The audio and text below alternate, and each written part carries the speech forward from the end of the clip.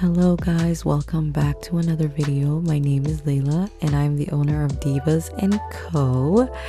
I just wanted to share with you guys a little bit of things that I've learned while being an Etsy seller, just things that might be helpful to anyone who's starting an Etsy store, things that I've learned over the years of being an Etsy seller. How many times am I going to say Etsy seller? Anyways, I just wanted to come on here and let you guys know that Etsy is a huge platform first and foremost. And yes, your store will get some sort of visibility, and yes, you will get some sales.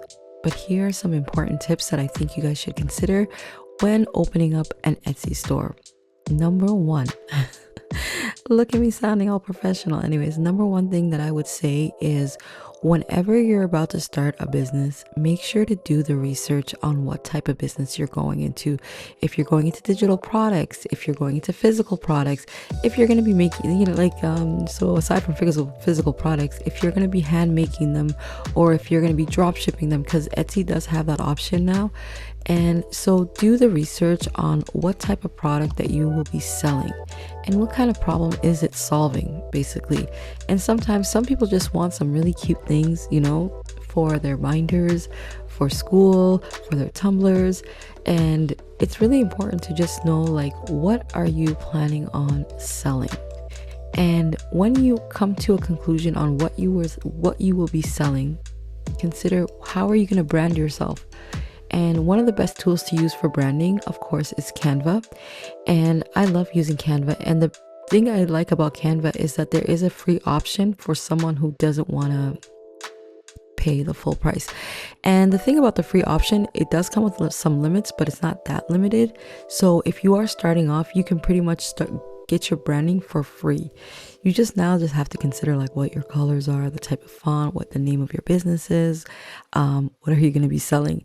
So for me, when I first started off on Etsy, I really didn't start off as a budgeting store, and that's kind of why my name on the store isn't really limited to budgeting, because I know myself that I want to incorporate other things like stationery stuff.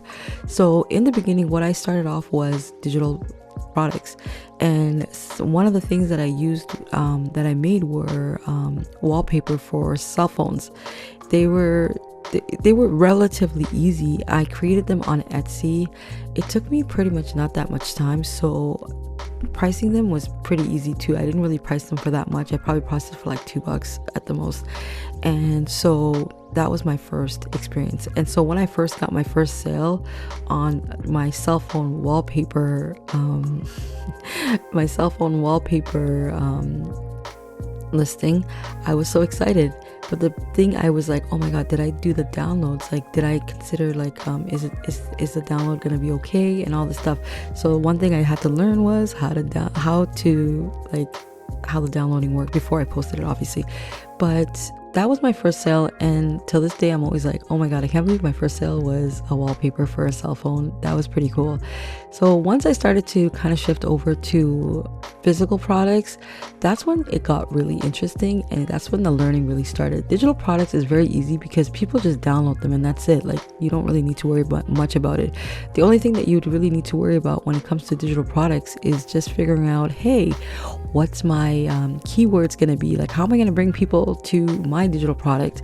And also another thing is, when it comes to digital products, you kind of want to niche down. You don't want to do something that's being oversold, right? So nothing that's too saturated, but niching down always works. And for me, my niche down was a cell phone wallpaper. That was my digital product. And then afterwards, when I started to kind of learn more about Etsy, and I was like, okay, you know what? I want to do physical products. I really want to do physical products. And one of the things I was already making was stickers, and it was the vinyl stickers. And I was like, okay, fine, I'm going to try to do the vinyl stickers and see that. And also cash envelopes. So that's what you guys are seeing me do right now. So I was like, okay, I want to do cash envelopes too. So I learned a lot about how to do cash envelopes, the sizing. In the beginning, it was a hot mess because I did not know what I was doing. But once I started to make sense of what I was making and understand how I was making it, then I was ready to post it. So when I first got my first actual sale on, what do you call it? I think it was my vinyl stickers. I was like, oh my god, I can't believe I got a sale. And somebody actually ordered quite a lot, and it was about let's say $30 that I made. I was so excited. I was like, oh my God, that's how much, that's $30. That's a lot. That's a lot for these little stickers that my Cricut's gonna cut in like 5 minutes. So then I was like, okay, next thing you know, I look at how much I'm getting paid and I got paid less because you know what it was? Shipping. I had to put money into shipping, transactional fees, credit card fees, Etsy fees, all these fees. And I was like, what? So my $30 went down to $15. And I was like, oh my God, this is not even enough to buy laminating sheets, you know, or the vinyl sticker, the vinyls that I pay for. And I got to thinking and I was like, oh my goodness, like this is very, very, very not good. You know, like how did I just go down that far? Like, how did I not see all this stuff? So that's another thing I learned. I learned about the fees, the Etsy fees. So when it came to the Etsy pricing, I'm not gonna lie to you guys, I underpriced a lot of the times and didn't consider how much work I was putting into my products. I didn't think about the time it took me to research, the times I messed up because I got the wrong sizing, just a lot of effort that I was putting into that product and bringing it out. I never considered the time it took. Another thing I never really took into consideration was the materials that I was buying. Every material that I bought, there was a price on it. So I was thinking, oh, okay, well, because I bought like 100 laminating sheets and it only cost me $20. No.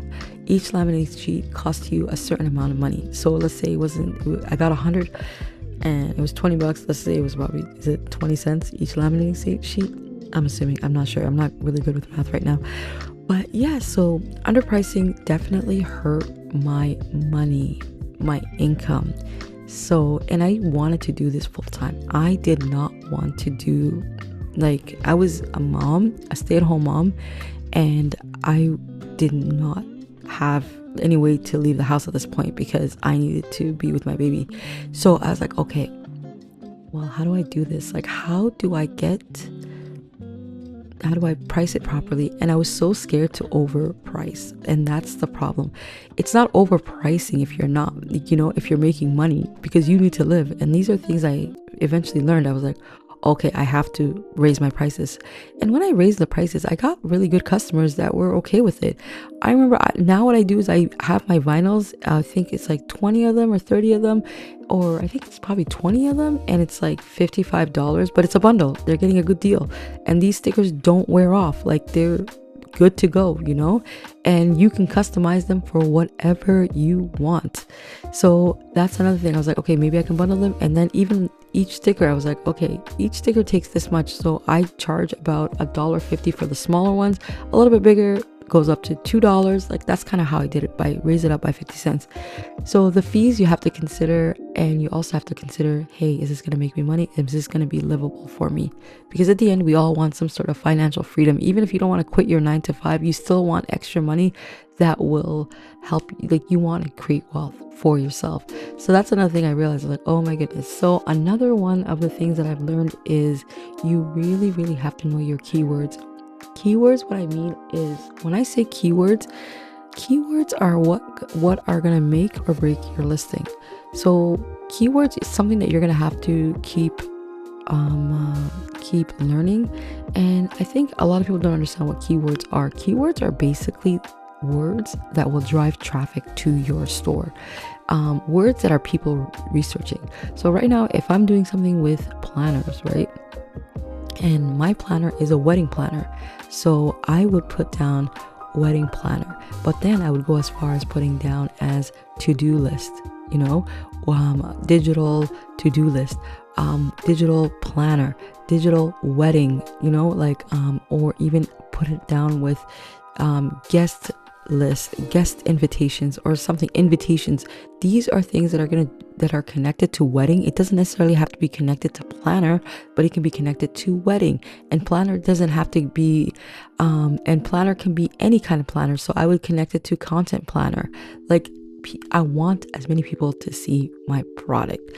So that's what keywords are. If you guys would like me to go into more of a deep dive into these stuff, just let me know. I've been researching a lot over the years, and I think I learned enough to kind of help and give some new sellers some tips and stuff like that. I think this is where I'm going to leave you guys off today, and I will see you guys on my next video. Bye.